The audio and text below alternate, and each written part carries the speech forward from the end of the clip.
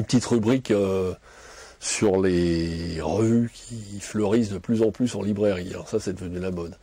C'est-à-dire que la mode a été lancée par la revue 21, il y a quelques années déjà, qui est une revue de journalistes très très bien faite. Et bien sûr, ils sont tous engouffrés dans la brèche, et maintenant on a droit à chaque éditeur à sa petite revue. Alors il y en a des plus ou moins drôles, comme Schnock chez Flammarion, comme Muse un peu branché chez Bayard. Moi j'en ai retenu 3 qui sont un peu différentes les 3, sans parler de 21 parce qu'on ne le présente plus.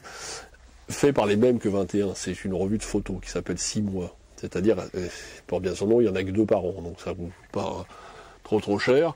Ça vaut la somme modique de 25,50 € et vous avez au moins 300 pages de photos. Alors de photos journalistiques, de reportages, mais la photo est privilégiée par rapport au texte qu'il y a dans 21. Et c'est toujours sur des sujets, là il y en a un notamment sur les USA, qui est absolument superbe.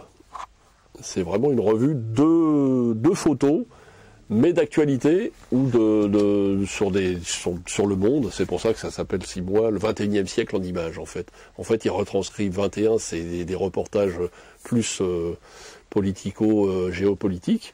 Là, c'est un peu le même genre, mais quasiment qu'en photo. Ça, pour moi, c'est une des meilleures revues qui existent actuellement.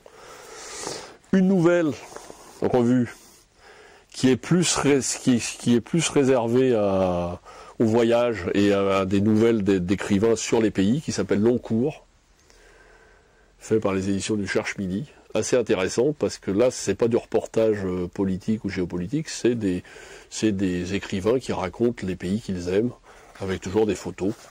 Alors bon, c'est un peu le même thème que certaines autres revues. On retrouve toujours un peu ce qui se passe dans le monde, mais c'est plus ciblé sur les pays et sur la nature. Ça s'appelle Long Cours. Et la troisième, qui est très bien faite, c'est en fait les émissions de France Culture retranscrites en papier, donc France Culture papier. Bon, l'avantage, c'est que c'est plus court que certaines émissions de France Culture. Donc, comme il y a beaucoup de sujets, beaucoup de choses, c'est un peu édulcoré, donc c'est assez intéressant quand même. C'est le 3e numéro qui paraît, ça s'appelle France Culture papier. Voilà. Mais vraiment mon coup de cœur, c'est vraiment 6 mois. Le 21e en images, c'est vraiment pour les photographes, pour ceux qui aiment la photo et puis pour ceux qui aiment bien le monde. C'est vraiment, je vous la recommande très très fortement.